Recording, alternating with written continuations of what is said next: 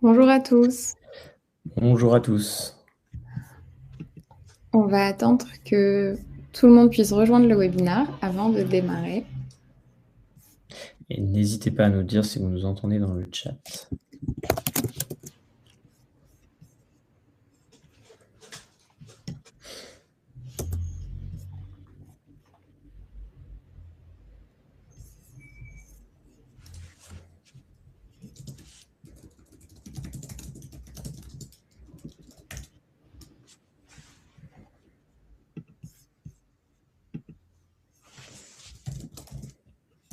On a de plus en plus de monde qui rejoint.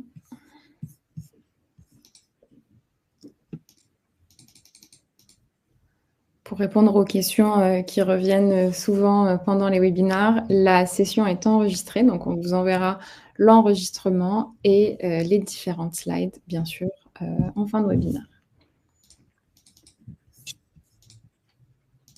Hop. Vous nous entendez bien?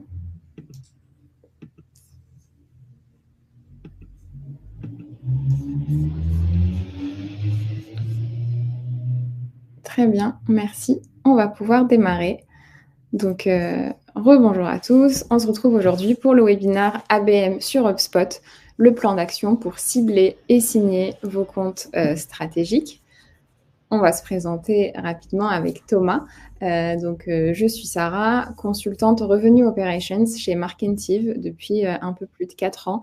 J'accompagne mes clients dans la stratégie, l'implémentation, l'adoption, la formation de HubSpot sur différents hubs, donc que ce soit du marketing, du commerce ou du service client, ou parfois des cas d'usage qui n'ont rien à voir avec les trois. Et je suis accompagnée aujourd'hui de Thomas, consultant growth chez Markentive. Je te laisse te présenter, Thomas. Ouais, donc hello, donc comme l'a dit Sarah, je suis consultant growth depuis quelques années chez Markentive. Avant ça, donc des expériences dans d'autres agences, donc une à l'international. Du coup, accompagner les clients sur toute la partie acquisition, activation, vraiment sur un large panel de canaux.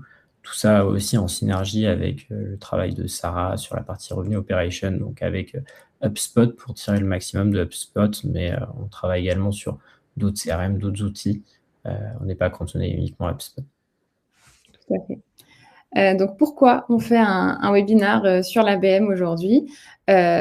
4 principales raisons qu'on va étoffer tout au long de la présentation. Mais on sait tous qu'aujourd'hui, les cycles de vente s'allongent. Des décisions B2B sont de plus en plus complexes. Ça implique davantage de validation interne de la part de vos clients et ça nécessite un temps de maturation, de réflexion assez long avant l'achat. Les décideurs sont aussi de plus en plus nombreux chez vos clients. Aujourd'hui, la décision n'est pas centralisée entre les mains, enfin, n'est de moins en moins en tout cas, entre les mains d'une seule personne. On va avoir des comités d'achat, des influenceurs internes, des décideurs, des utilisateurs finaux qui ont tous leur mot à dire et qu'on a besoin d'adresser simultanément de plein de façons différentes pour les convaincre à choisir notre produit ou notre solution. En même temps, le bruit digital augmente énormément et on y fait tous face. Les prospects sont sursollicités par des messages souvent génériques qui vont rendre difficile l'émergence ou la mémorisation d'une marque en particulier. Et pour finir, le marketing de masse est de moins en moins performant.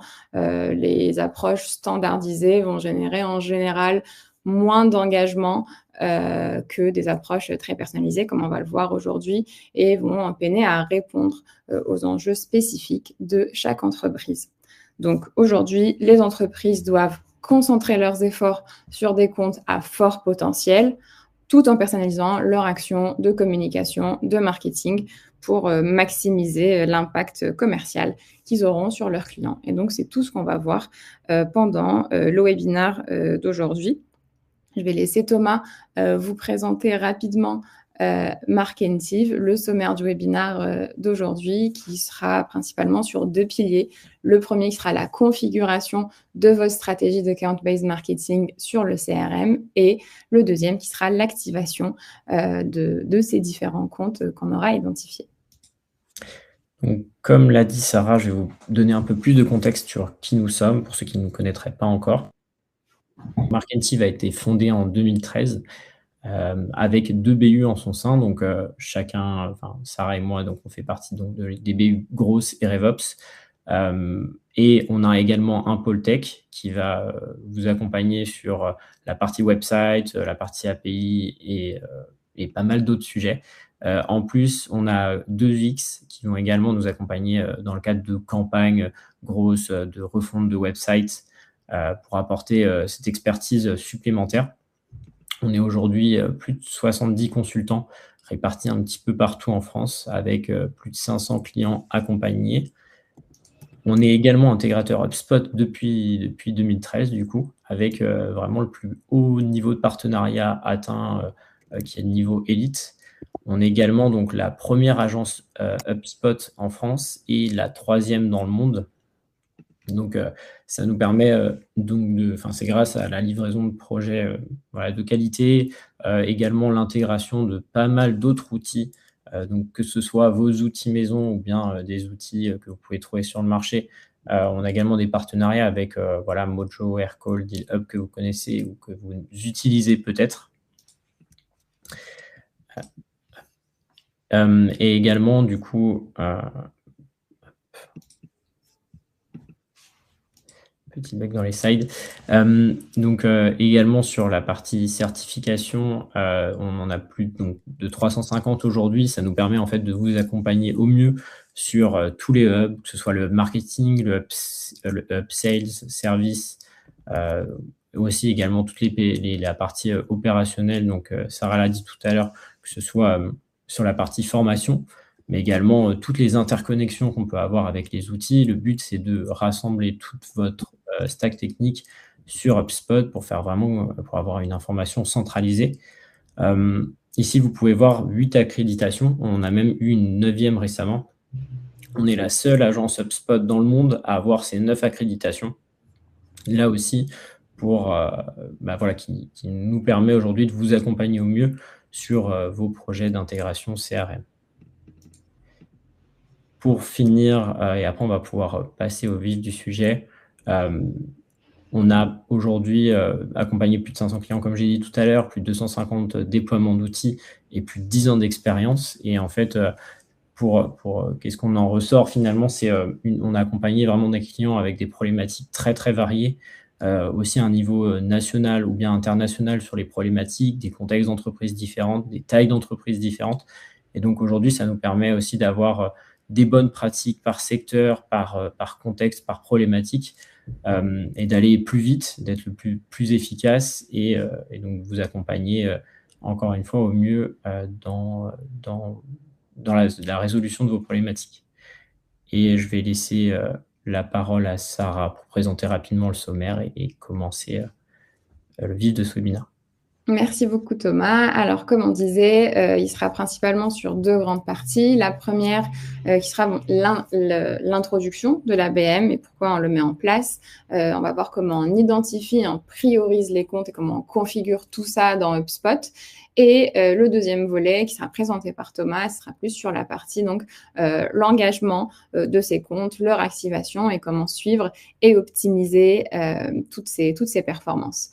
J'ai lancé un petit sondage pour savoir si votre business se prête à une stratégie d'ABM aujourd'hui et pourquoi vous participez au webinaire aujourd'hui. Donc, est-ce que vous avez déjà mis ça en place et vous aimeriez en savoir plus ou pas encore, mais ça vous intéresse et vous aimeriez le mettre en place. Donc, je vous laisse répondre au petit sondage qui s'affiche à droite de votre écran.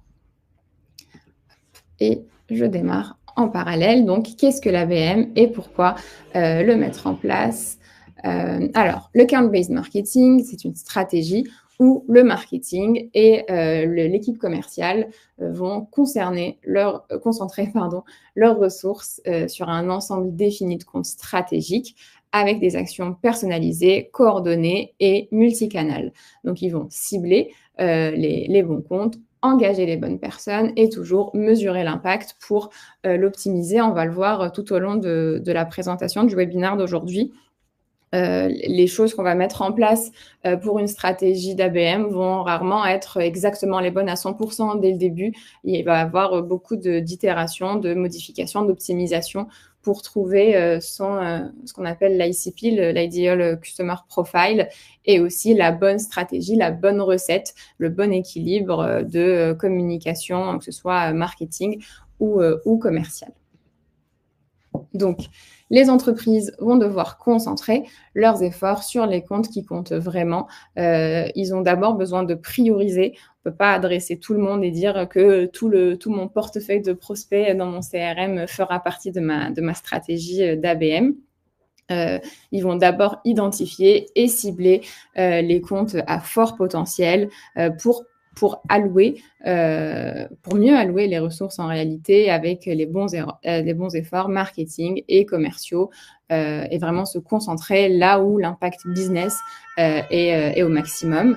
Ils vont aussi engager ces comptes, comme je le disais, donc avec des messages personnalisés, des contenus adaptés aux enjeux de chaque compte et aussi de chaque persona à qui on va s'adresser pour créer une expérience qui soit le plus pertinente possible. Et tout ça pour favoriser aussi les échanges plus qualifiés avec les équipes commerciales et leur donner de la matière pour adresser ces comptes-là. Et pour finir, accélérer donc en se concentrant vraiment sur les comptes stratégiques et en alignant étroitement l'équipe marketing et l'équipe commerciale, les entreprises vont améliorer leur taux de conversion et fluidifier les cycles de vente. Et c'est ce qu'on va voir encore une fois ensemble dans les prochaines étapes. Donc ça, c'était pourquoi mettre en place une stratégie d'ABM. Là, on va voir ensemble comment identifier et prioriser les comptes. Ça peut être intéressant pour vous si aujourd'hui, vous n'avez pas du tout mis en place de stratégie ABM, mais que votre business s'y prête et que vous voulez tester, mais vous ne savez pas trop par où commencer, comment je sais quels sont mes comptes cibles à adresser. Ou ça peut aussi vous intéresser si vous avez déjà mis en place une stratégie d'ABM et que vous voulez l'améliorer, pousser les choses un peu plus, que les résultats ne sont pas forcément concluants dès le début et que vous cherchez d'autres solutions. Donc, plusieurs façons de faire les choses, mais à la base de tout ça, on a besoin forcément d'un alignement des équipes marketing et les équipes commerciales. Ça ne peut pas fonctionner si on travaille en silo. Les deux équipes ont besoin de s'aligner sur les comptes à cibler, les rôles d'achat importants à adresser, les messages à porter pour qu'il y ait une cohérence entre ce que dit le marketing et ce sur quoi enchaîne l'équipe commerciale juste après. Le suivi du pipeline, donc faire le feedback sur les leads ou les comptes adressés. Et la répartition des responsabilités, donc qui fait quoi dans cette stratégie. Cette slide est à prendre avec des pincettes, ça va dépendre encore une fois de l'organisation de chaque entreprise, des effectifs qu'il y a dans les équipes marketing, les équipes commerciales. Mais ce qu'on voit généralement et ce qu'on fait idéalement, c'est l'équipe marketing va définir le ICP, donc le Ideal Customer Profile, on en parle un peu plus tard, aider à l'identifier en tout cas de plein de façons différentes, dont le scoring qu'on verra juste après. Détecter les signaux d'intention, pareil, on parlera d'intent fit un peu plus tard et voir comment les détecter, que ce soit nativement avec les outils que vous avez en votre disposition ou avec des outils tiers auxquels vous pouvez souscrire. Préparer les contenus personnalisés pour adresser ces différents comptes et aussi les différentes personnes en fonction de leur rôle d'achat et les messages les plus pertinents. Travailler bien sûr sur l'activation multicanal. On ne va pas faire que de l'emailing ou que des ads, mais les adresser de plein de façons différentes. Et préparer un nurturing sur mesure pour ces comptes-là. L'équipe commerciale, de son côté, va devoir qualifier les comptes de plein de façons différentes. Et si vous avez des profils RevOps dans votre entreprise ou des agences avec qui vous travaillez, bien sûr, vous accompagner dans cette étape-là pour rendre la qualification de ces comptes plus facile pour les équipes commerciales, donc soit via des playbooks qui vont renseigner, soit en personnalisant les fiches des entreprises en fonction des différents tiers pour rendre l'information à renseigner très rapidement visible. le mapping des décideurs, donc les différents rôles d'achat qu'on va avoir dans cette entreprise et qui est influenceur, utilisateur final, etc. Parce que de toute façon, comme on disait, la décision n'est plus centralisée aujourd'hui et on va avoir besoin d'adresser toutes ces personnes et donc les identifier en amont dans le CRM. Préparer les séquences personnalisées, le pitch, les conversations pour le closing et surtout faire du feedback sur la qualité du pipeline parce que comme je disais, rien n'est parfait dès le début dans la préparation de sa stratégie d'ABM. On teste des premiers comptes, les commerciaux les travaillent et font leur feedback derrière aux équipes marketing, donc du quali en faisant du retour et aussi du reporting bien sûr commercial qu'on va pouvoir suivre qui sera dédié à la stratégie d'ABM et qui est déjà préconstruit dans des CRM comme HubSpot qu'on va voir un peu plus tard. Hop. Donc, comment identifier ces comptes cibles et construire vos tiers? On vous a mis quelques conseils juste ici. Ah oui, juste avant de rentrer dans les 2 tips pour pour identifier vos comptes tiers, par défaut, HubSpot va proposer les tiers 1, 2 et 3. Le 1, ça va être les comptes à plus haut potentiel qui ont un engagement fort et une priorité maximale pour vos équipes commerciales. Le deuxième, où c'est des opportunités moyennes et qui ont besoin d'efforts marketing. Ou le troisième, on a un volume plus large de comptes où on peut automatiser un peu plus les communications et pas personnaliser autant que pour les tiers 1 et 2. C'est la proposition par défaut que fait HubSpot, mais derrière, bien sûr, vous pouvez la personnaliser, ne pas forcément les appeler tiers 1, 2, 3 ou avoir 4 niveaux si besoin, mais c'est ce qui est fait le plus aujourd'hui, c'est les trois niveaux de priorité. Et donc, comment identifier ces tiers dans son CRM ? On a 2 façons de faire les choses, soit de la sélection manuelle, donc c'est assez top-down comme façon de faire. Ça peut marcher si vous connaissez déjà tous vos comptes stratégiques. Parfois, on a des clients qui ont j'ai spoilé la slide d'après.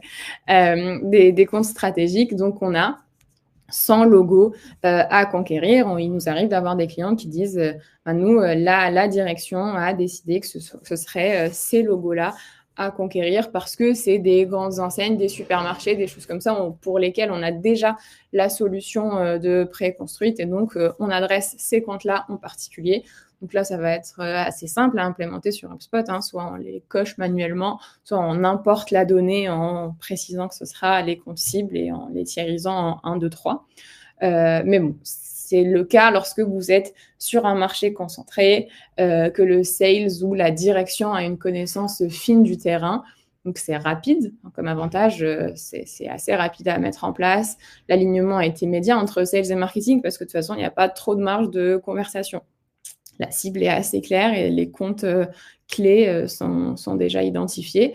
C'est idéal pour du account-based marketing one-to-one, one-to-few, donc plutôt sur les tiers 1 et 2 où on est sur une volumétrie assez restreinte.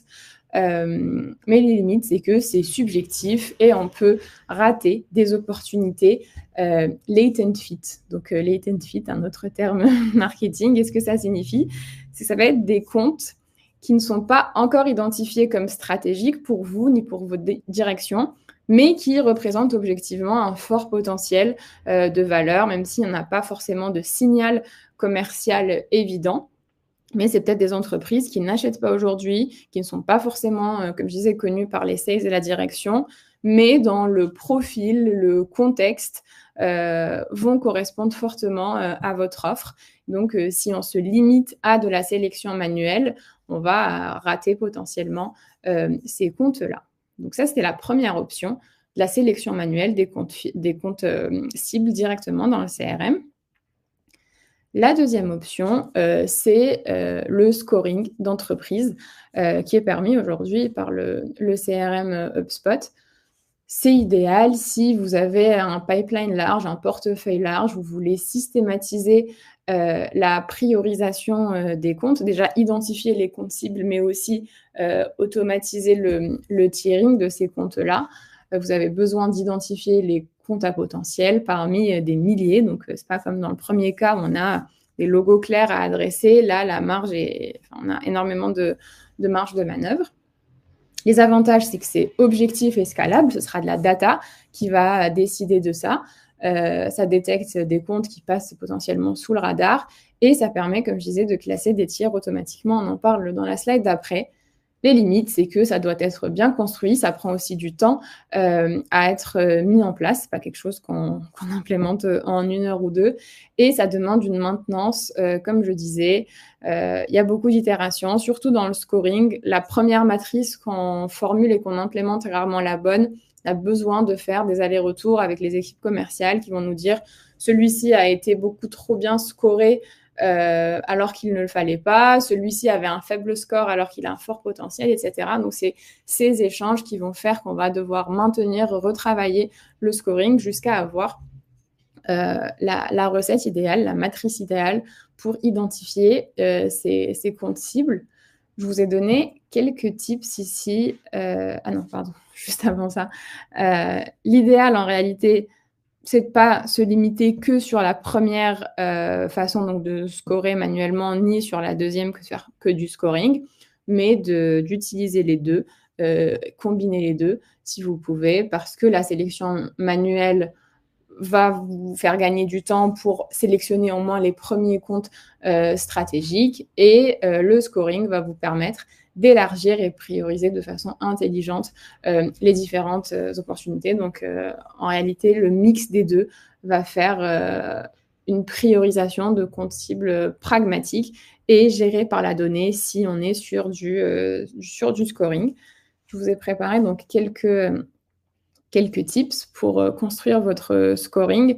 On va rarement se limiter à du fit score, à du score démographique, donc les différents champs qu'on va avoir dans notre CRM, mais c'est quand même un pilier important. Donc le fit score, c'est est-ce que ce compte correspond à mon ideal customer profile. Donc, je vais repérer les comptes à fort potentiel structurel. Donc, ça dépendra encore une fois de chaque business, mais est-ce que la taille d'entreprise correspond à mes clients, à mon client idéal? En réalité, là, on va vouloir créer, si on veut, un look-alike de vos meilleurs clients.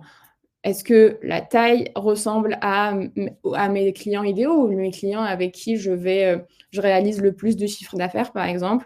Donc, ça peut être la taille de l'entreprise, le secteur d'activité, l'organisation interne, les problématiques qu'ils ont en interne, le pays, la zone géographique, les besoins métiers identifiés. Donc, tout ça sont des choses qui vont être enregistrées dans des propriétés que vous avez dans votre CRM et que vous allez pouvoir scorer de cette façon-là. Donc, le fit score est quand même important parce que j'ai beau avoir de l'intention, de l'engagement, etc.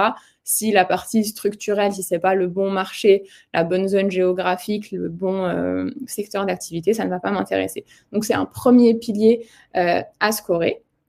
Le deuxième, ça va être l'intent score. Donc, est-ce que ce compte montre des signaux d'achat? Est-ce qu'il visite des pages intéressantes sur mon site, surtout des pages pricing, des pages produits, des pages démo, par exemple? Est-ce qu'il télécharge des contenus assez bas de funnel?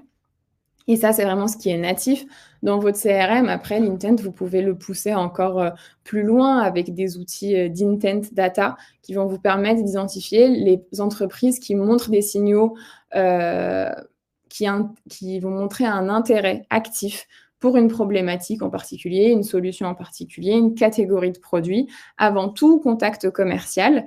Donc, il y a des outils qui vont permettre ça. Je connais Cognizem, dont on parlera un peu plus tard pour d'autres raisons, mais qui traque très bien l'intent data, Zoom Info, Bombora. Il y a plein de solutions d'intent data qui vont avoir ces informations sur cette entreprise cherche un CRM, cette entreprise cherche une solution de facturation, des choses comme ça. Donc, vous pouvez aussi vous baser sur ce genre d'outils, les plugger à votre CRM et scorer ces entreprises en fonction de ça. Donc, ça, c'était l'intent score. Et on finit avec l'engagement score. Donc, est-ce que ce compte interagit avec nous? Donc, le nombre de contacts actifs dans votre compte, les ouvertures, les clics d'email marketing, participation au webinar, les réponses aux commerciaux, etc. Ce dernier n'est pas forcément toujours... Enfin, ça peut l'être pour des comptes que vous avez en base. Après, on ne va pas non plus l'évaluer autant que les 2 premiers points sur lesquels on peut avoir de la donnée assez rapidement, parfois assez facilement, pardon. Parfois, je n'ai pas forcément d'engagement de ce compte-là, mais ce n'est pas pour autant que ce n'est pas un compte cible. Donc, on va surtout se concentrer sur le fit et l'intent. Et idéalement, si j'ai de l'engagement de ce compte, c'est encore mieux. Mais donc, tout ça va pouvoir constituer des groupes de scoring différents dans mon CRM. Je vais scorer tous ces points et derrière, attribuer un score à ces différentes entreprises. Et en fonction des seuils, donc on peut se dire de 0 à 30, c'est mon seuil 3, mon tier 3, pardon, de 30 à 70, mon tier 2, et de 70 à 100, mon tier 1. Et donc, tout ça peut être automatisé, bien sûr, par workflow pour identifier vos comptes cibles et aussi les classer dans les différents tiers. Si vous avez des questions, bien sûr, n'hésitez pas à les poser dans le chat en même temps. On va parler de la configuration HubSpot pour l'ABM. Je vous ai mis toutes les informations ici sur les slides, mais je préfère vous montrer ça directement sur HubSpot. Donc, je vais partager mon écran. Hop. Et normalement, une demande... Oui, c'est bon, vous voyez mon écran. Parfait. Donc, sur HubSpot, dans la partie vente, on a la page compte cible sur laquelle on va retrouver pas mal d'informations. Je vais juste dézoomer un tout petit peu pour que vous puissiez mieux voir. Donc là, j'ai tous mes comptes cibles avec des... Bon, on est sur une instance de test, donc les chiffres ne font pas forcément sens. Mais on a par exemple ici 11 comptes cibles. Je vais avoir des insights, des indicateurs assez macro. Donc, j'ai 11 comptes cibles. Ceux pour lesquels j'ai des transactions ouvertes, la valeur de transactions ouvertes sur tous mes comptes cibles, mes rôles, là où je n'ai pas de rôle d'achat, là où il me manque de décideurs, par exemple. Et je vais pouvoir donc voir déjà tous mes comptes juste ici, personnaliser mes colonnes pour voir ce qui m'intéresse et filtrer par prioritaire. Donc, les commerciaux ou les Key Account Managers vont pouvoir accéder à cette page pour voir leur propre compte.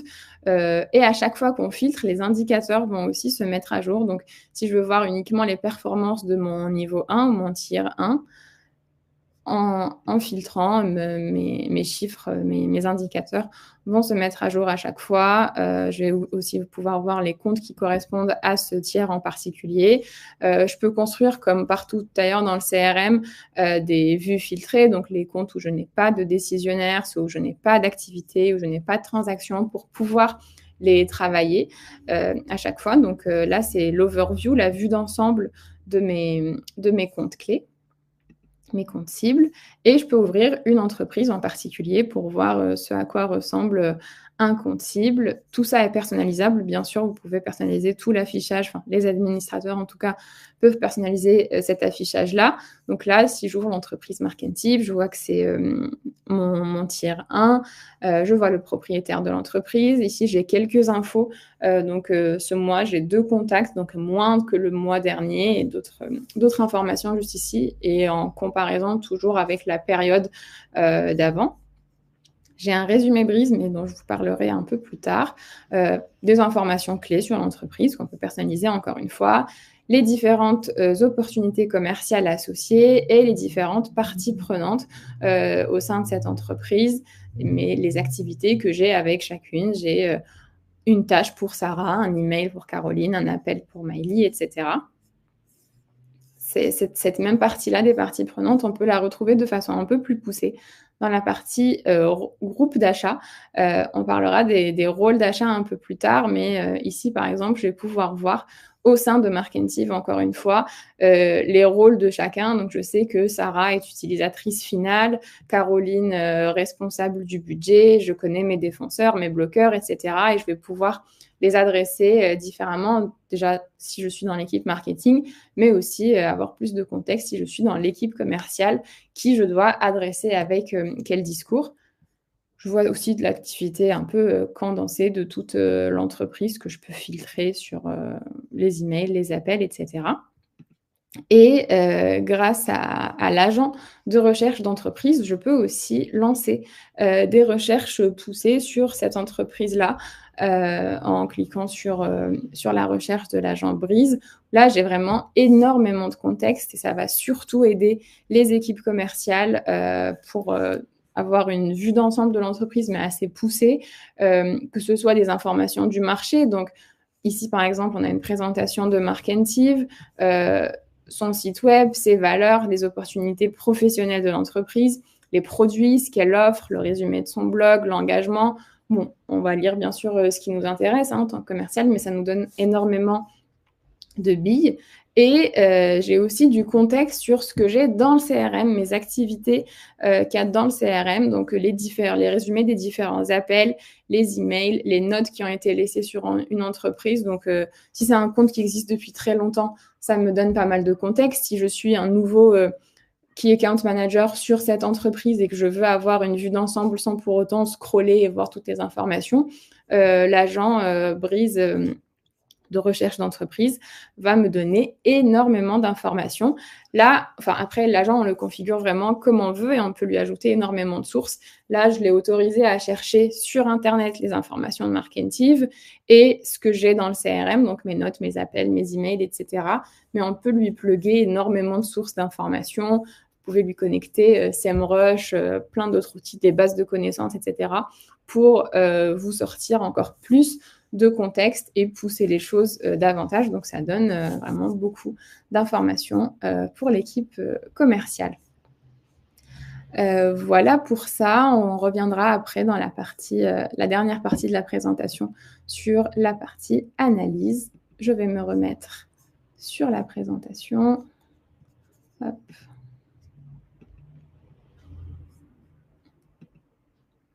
Donc, comme je vous disais, ce que je viens de vous montrer sur HubSpot est accessible dans la présentation, que ce soit la vue d'ensemble des comptes, les possibilités de filtrage avec tout ce que ça offre. Mais pour récapituler, vous avez une vue unifiée des comptes cibles. Vous pouvez voir toutes les activités qu'il y a avec les contacts, les transactions, les différents signaux d'engagement du compte. Les sales et le marketing peut se baser sur cette interface de compte cible. Vous détectez rapidement les comptes chauds, donc voilà, encore une fois, d'autres captures d'écran.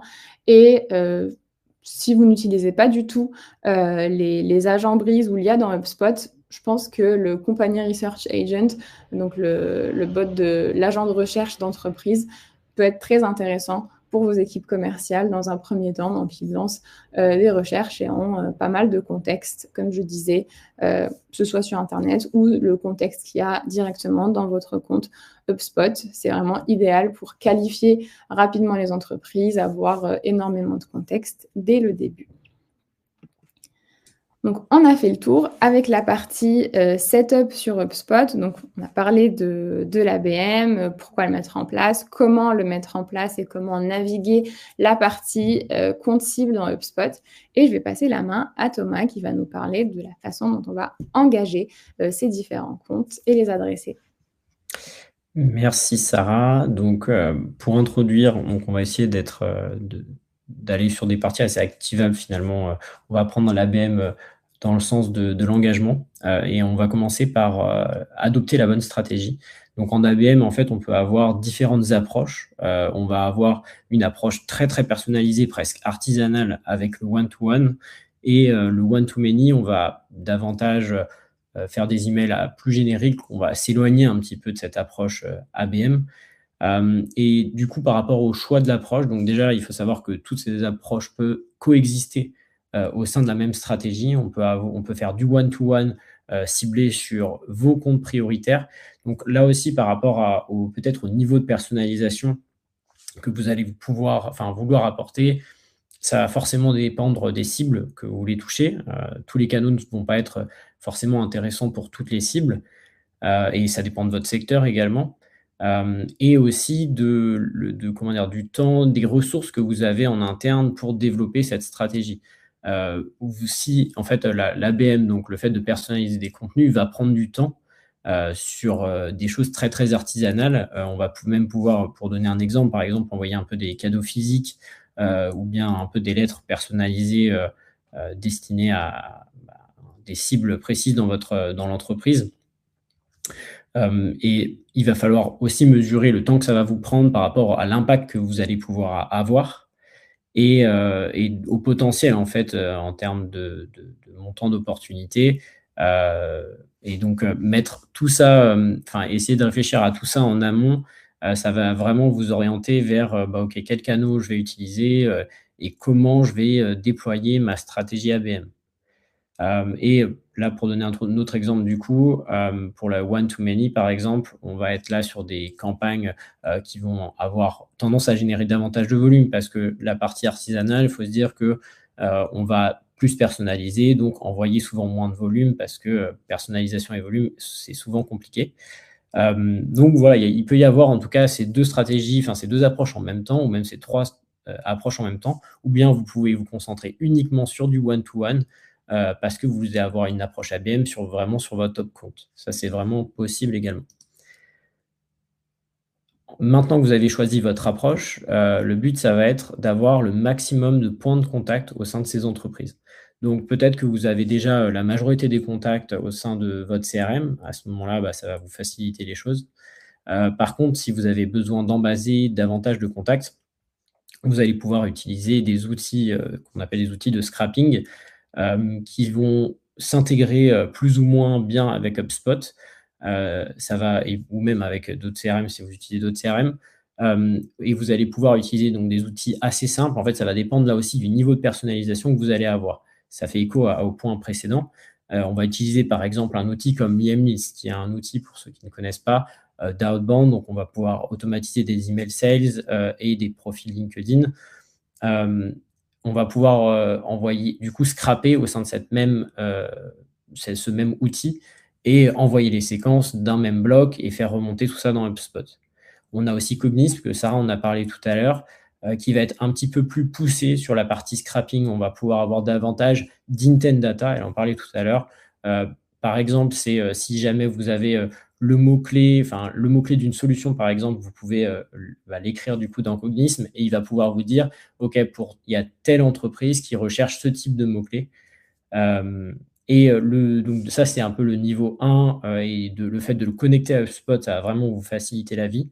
Et vous avez un peu le niveau 2, donc vous pouvez, faire beaucoup de choses à la main dans des bases de données externes avec des outils, externes, mais vous avez aussi ce nouvel outil que vous avez peut-être entendu parler également, Clay, qui est vraiment très puissant aujourd'hui et qui est vraiment dédié à ça, à une approche, là, ABM Go-to-Market, où on va pouvoir, comment dire? Brancher énormément d'outils à Clay. Donc par exemple, si vous avez, des licences déjà de logiciels d'outils de scrapping, vous allez pouvoir brancher ça à Clay et faire ce qu'on appelle de l'enrichissement en cascade, c'est-à-dire utiliser plusieurs outils de scrapping, qui seront directement intégrés à Clay pour pouvoir avoir la donnée la plus qualitative possible. Et en plus de ça, on pourrait aussi aller chercher des informations qui n'existent pas forcément, sur les outils de scrapping, retravailler un peu la data avec de l'IA et tout ça. Enfin, on peut aller vraiment très, très loin avec cet outil-là.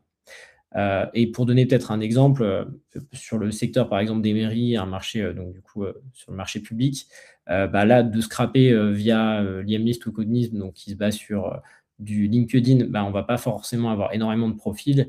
Alors que si on utilise, par exemple, Clay avec, un mix de différentes bases de données, publiques, par exemple, on va pouvoir avoir du coup, plus haut niveau de personnalisation. Par exemple, si jamais nous, on vend une solution qui a volonté à améliorer, par exemple, la qualité de l'eau, en fait, on va pouvoir, aller chercher des informations, concernant la qualité de l'eau en tant que telle et si jamais elles atteignent, un certain seuil, à ce moment-là, ça serait peut-être intéressant de les démarcher. Pour continuer, sur la partie segmentation, donc concrètement, comment on segmente, Sarah en a parlé légèrement tout à l'heure, je ne vais pas en reparler, en détail dès la partie critères démographiques. Je pense que vous êtes tous, très au courant de comment effectuer cette segmentation-là. Il y a donc du coup la partie technologie et maturité. Vous allez pouvoir aussi, dans ces logiciels-là, savoir, quels outils ils utilisent déjà. Par exemple, dans notre cas, c'est intéressant de savoir si, le prospect, travaille déjà sur HubSpot. ou ça peut vous donner aussi un peu une maturité technologique, en fait, et qui permettent des fois de vous dire: «OK, bah, mon produit, les clients d'habitude que j'ai, ils ont cet outil», et donc du coup, vous allez pouvoir, vous baser dessus. Également, vous avez les signaux, donc qui vous permettent un peu de savoir si c'est le bon moment ou non, et si c'est un compte à prioriser avec, voilà, des changements de poste, des levées de fonds, des recrutements en cours, et je parlais tout à l'heure des recherches autour d'un sujet précis. Et là, concrètement, là, c'est un petit tips dans HubSpot, et pour ceux qui ont HubSpot, également.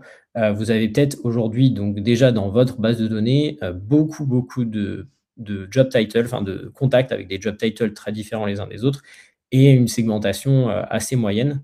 Donc on vous propose d'utiliser, 2 propriétés qui vont vraiment, vous permettre de faire une super segmentation sans que ce soit trop complexe à mettre en place. Donc c'est le département, donc ça va vous permettre de définir le service auquel est rattaché le contact, donc marketing, RH, sales, recherche et développement. Là aussi, vous pouvez le personnaliser, hein, vis-à-vis de vos objectifs. Si jamais il y a certains comptes ou contacts que vous n'avez jamais, vous n'êtes pas obligé forcément de le mapper. Enfin, vous faites un peu et vous allez dans le niveau de détail que vous souhaitez. On vous conseille quand même de rester le plus simple possible. Ça va vous aider, je vais vous expliquer pourquoi juste après, sur la mise en place technique. Et le niveau de hiérarchie qui là aussi, va vous permettre de savoir est-ce que, la personne c'est un directeur, un manager, quelqu'un de l'opérationnel.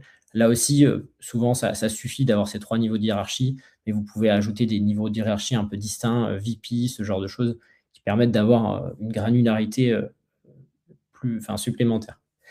Vous avez 2 moyens du coup, et oui, peut-être pour l'utilisation derrière, en fait, vous allez pouvoir mixer département et niveau de hiérarchie pour, par exemple, toucher que les directeurs du marketing.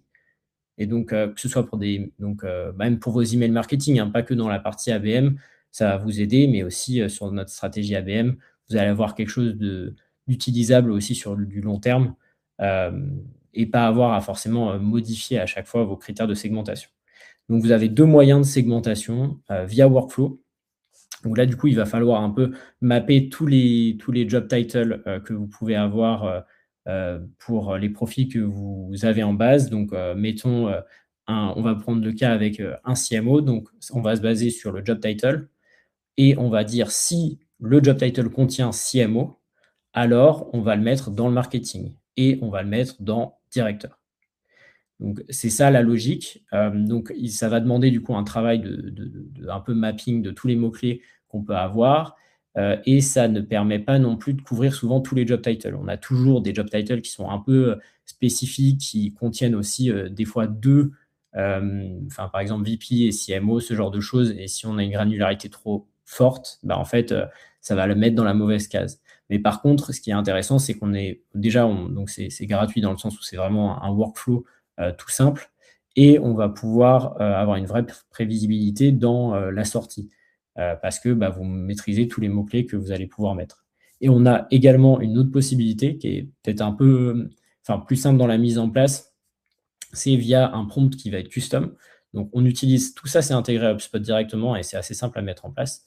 Vous allez utiliser Breeze, pour aller, en fait, lui indiquer un prompt quand même avec peut-être des spécificités, parce que vous pouvez toucher aussi différentes tailles d'entreprises. Le poste ne va pas avoir la même valeur d'une entreprise à une autre.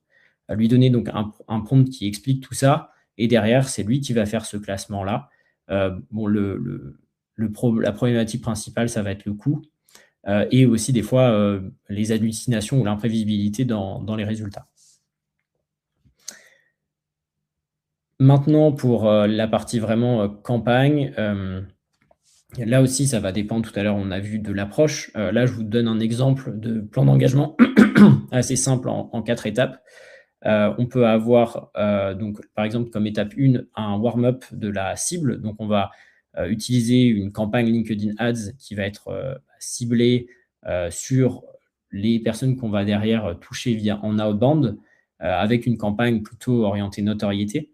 En étape 2, on va faire de l'outbound personnalisé. Donc c'est là où la partie sales, les emails sales ainsi que l'automatisation de profil LinkedIn est intéressante. Je vous ai parlé de Lemlist, par exemple, tout à l'heure. On va le voir même un peu plus dans le détail, quelques conseils vis-à-vis de ces outils-là.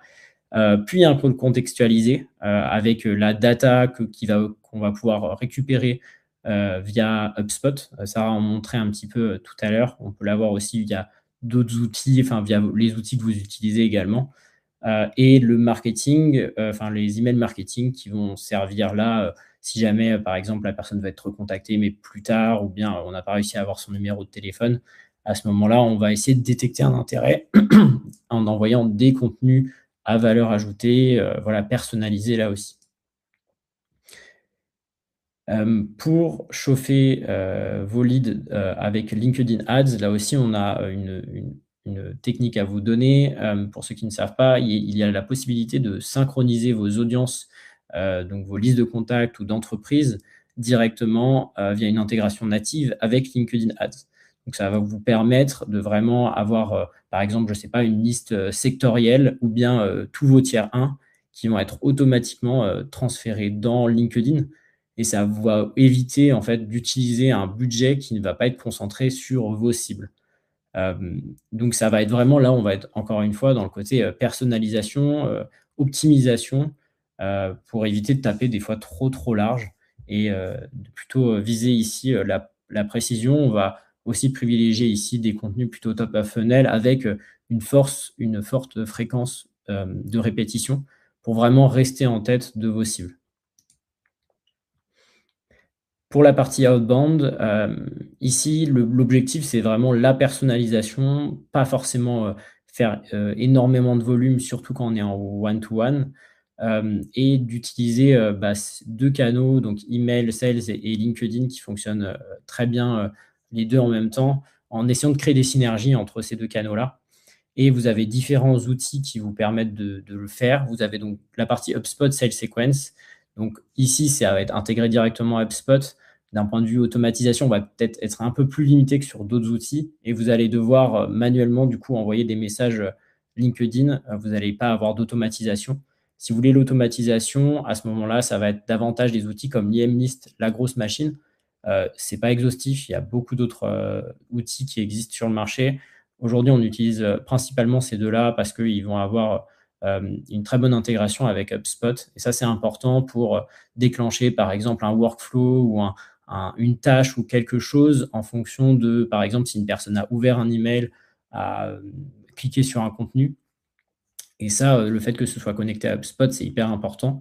Mais là aussi, l'outil, il faut d'abord vous demander quels sont vos besoins avant de vraiment sélectionner l'outil. Mais souvent, c'est quand même des valeurs sûres, Liamlist, la grosse machine, qui vous permettent vraiment de aussi gérer toute la partie délivrabilité en préchauffant vos emails. Enfin bref, je vais pas rentrer trop sur la partie technique ici, mais en tout cas, vous allez pouvoir vraiment faire des choses hyper personnalisées avec un effort qui va être vraiment réduit par rapport à si vous le faisiez manuellement. Par rapport à l'email marketing, là aussi, on peut apporter de la personnalisation très concrètement avec là un exemple pour aller un petit peu au-delà du juste bonjour, prénom de la personne qui est aujourd'hui très banalisé finalement dans la personnalisation. On peut utiliser par exemple un petit code HTML qui va vous permettre d'appeler une propriété HubSpot pour afficher une image. Donc là, on a pris l'image avec un logo, donc le logo de Marketing. Vous allez pouvoir mettre du coup le logo du client, enfin de la cible finalement de manière automatique dans votre email. Ou bien si vous avez des visuels un peu personnalisés pour telle ou telle entreprise, ça sera également possible. Le smart content, ici, si jamais vous vous redirigez vers une landing page, vous allez pouvoir avoir également une landing page dédiée à chaque compte. Par exemple, on faisait une campagne LinkedIn Ads tout à l'heure. Si vous avez une campagne LinkedIn Ads, par exemple, par compte, vous allez pouvoir afficher, là, on le voit sur l'écran, par exemple, l'ad source. Et en fonction, si jamais ça vient de cette campagne, le trafic, à ce moment-là, le smart content, donc on va pouvoir afficher le nom du client, voire même un logo, enfin le logo du client, donc pour avoir vraiment une expérience hyper unique et qu'on ait l'impression que c'est vraiment tout a été créé sur mesure. Pour des call sales simplifiés également, Sarah en parlait un petit peu tout à l'heure, mais se baser sur les scores comment dire, le scoring de HubSpot de manière générale va vraiment vous aider à sélectionner les leads à appeler en priorité quand vous avez pas mal de volume. Le but aussi de la stratégie ABM, c'est d'essayer quand même d'avoir un volume qui peut être traité par les sales, mais là, ça permet justement d'avoir peut-être un peu plus de volume et derrière de faire une sélection et sélectionner uniquement les contacts avec le plus gros score de fit pour pouvoir les appeler. Le sales pourra également, comme on l'a vu tout à l'heure, voir un peu toutes les activités que la personne a pu faire et ça va pouvoir nous permettre de créer des vrais icebreakers au téléphone, quelque chose sur lequel se baser lors des appels. On va passer maintenant à la dernière partie sur maintenant le suivi et l'optimisation de cette stratégie avec la partie alignement en temps réel. L'alignement entre sales et marketing, c'est un point qui est hyper important dans cette stratégie ABM et un exemple concret de comment essayer de générer justement cette connexion entre le marketing et les sales. Ça peut être via une alerte HubSpot, quelque chose finalement, on se dit d'assez simple, c'est de connecter donc par exemple HubSpot à Slack ou à votre outil de messagerie interne. Et dès lors, par exemple, on a donc le but, c'est pas de faire pour tout type d'alerte ou tout type d'interaction, mais peut-être pour des interactions que vous jugerez hyper intéressantes, ça serait de générer une interaction, une notification dans un channel dédié où on aurait le marketing et les sales. Et à ce moment-là, ça créerait aussi pas mal de discussions autour de ce qui est généré. Et puis, on verrait aussi le travail du marketing et derrière pour faire potentiellement un petit peu le suivi. Ça apporte beaucoup de discussions et on le voit chez nos clients, c'est quelque chose qui marche bien. Je vais laisser rapidement la parole à Sarah avant de reprendre. Merci Thomas. On parlait tout à l'heure, lorsqu'on regardait la page des comptes cibles sur HubSpot de la fenêtre analyse. Je vais essayer de partager mon écran. Hop. Je sais pas. Très bien, vous le voyez. Dans cette fenêtre analyse, vous allez pouvoir voir énormément d'informations sur les performances de vos comptes cibles, donc les activités que font les commerciaux, le pipeline avec les différents montants, le business que vous closez avec ces comptes, leur répartition par secteur et les comptes sur lesquels vous devez ajouter des rôles d'achat, des décisionnaires, etc. Donc, c'est un tableau de bord préconstruit auquel vous pouvez appliquer des filtres en masse pour filtrer par tiers, par exemple, ou par compte réalisant un certain chiffre d'affaires, etc. Et vous pouvez aussi, c'est une base, encore une fois, c'est très rare qu'un tableau par défaut de HubSpot réponde à tous vos besoins de reporting, mais ça reste quand même une bonne base que vous pouvez utiliser et vous pouvez bien sûr enregistrer ces rapports pour les ajouter à vos propres dashboards d'ABM, de compte cible. Donc, ça vous fera gagner quand même un peu de temps de construction de rapports de compte cible. Et on revient sur la présentation.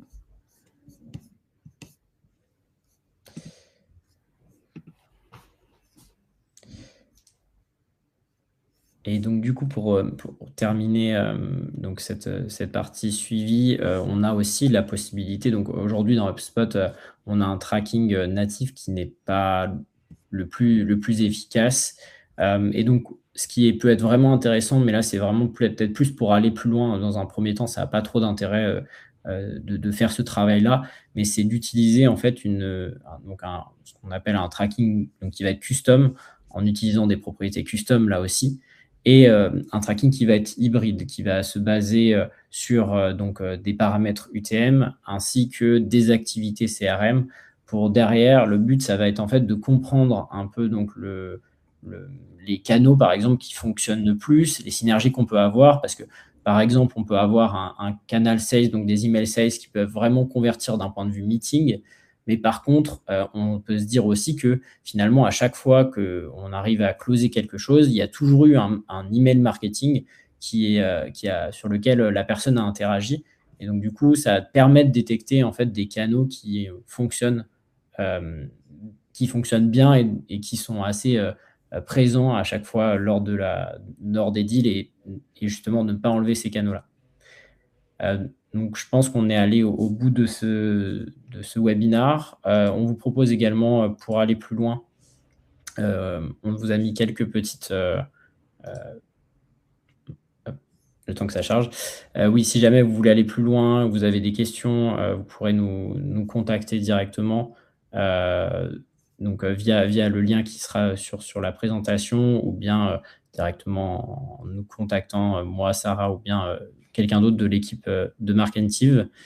Et peut-être pour reprendre aussi, le sondage, de tout à l'heure, vous êtes donc une bonne partie à l'avoir déjà mis en place, et aussi, on a des gens qui souhaiteraient les mettre en place. Donc, en espérant que ce webinaire, du coup, vous ait apporté quelques clés, quelques petites choses que vous ne saviez pas et puis que ça peut vous aider dans la mise en place, de votre stratégie ABM. Merci Thomas. On a juste une question de Carole qui demande qu'en est-il de LinkedIn Sales Navigator? Je vérifie juste que Carole est encore avec nous. Oui, elle est dans les présents.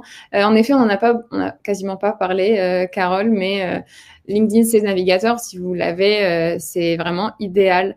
Ça va vous permettre de faire de la recherche avancée par entreprise, enfin le secteur, la taille, la zone géographique, etc. Et vous permettre d'identifier les différents rôles, donc les décideurs, les influenceurs, les utilisateurs finaux. Donc, vous pouvez créer des listes de comptes stratégiques qui vont être alignés avec votre Ideal Customer Profile, comme on l'a vu un peu plus tôt. Donc, c'est vraiment bien comme outil à utiliser pour cette partie identification, mais aussi, comme on parlait tout à l'heure de multiplication des canaux de prise de contact, vous pouvez utiliser les emails ciblés directement grâce à votre licence et c'est un levier très, très intéressant à utiliser, à exploiter dans votre stratégie d'ABM.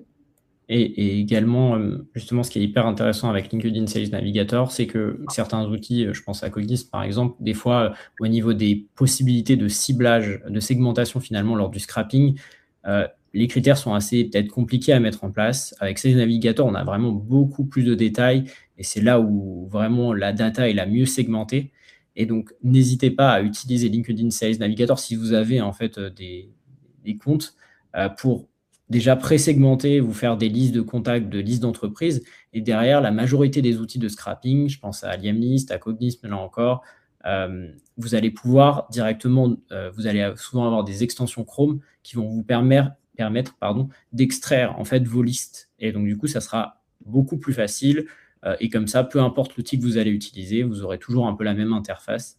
Et comme le disait Sarah aussi, on a la partie email, on a aussi une partie où on va pouvoir voir l'activité des comptes stratégiques ou des contacts stratégiques, donc des posts par exemple, si vous voulez avoir une stratégie un peu de social selling, donc d'être présent, de liker, commenter un peu les posts de gens que vous souhaitez cibler, c'est hyper intéressant d'utiliser dans ce cas-là. Exactement.